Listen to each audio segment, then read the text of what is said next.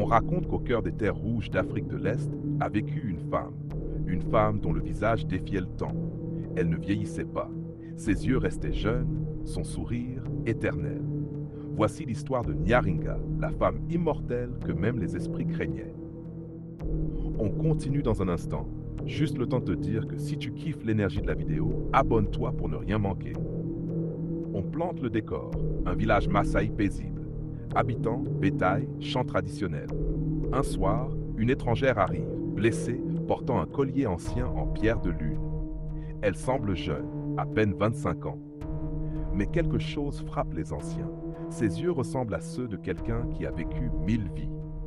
Elle est recueillie par une guérisseuse du village. Les jours passent, puis des semaines. Nyaringa guérit, mais ne change jamais. Son visage reste parfait, pas une ride, pas une trace du temps. Les enfants l'adorent. Les jeunes hommes sont fascinés, mais les anciens la surveillent. Un vieil homme murmure.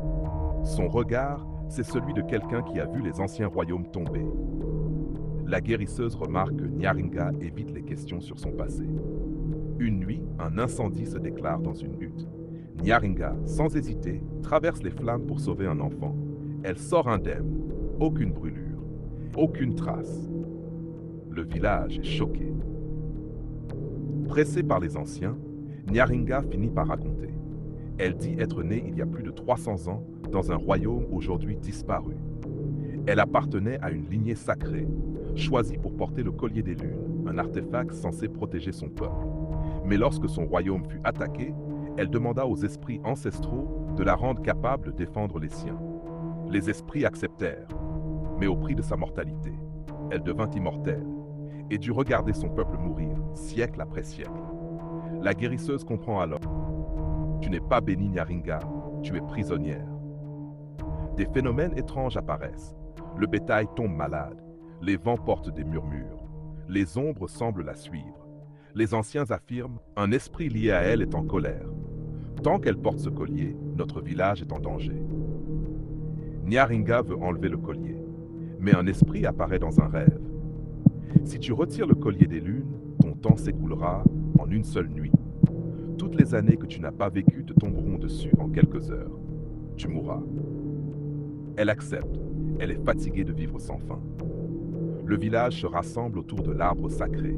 La guérisseuse prépare un rituel. Les tambours résonnent, le vent tourne, les esprits arrivent. Des silhouettes translucides entourent Nyaringa.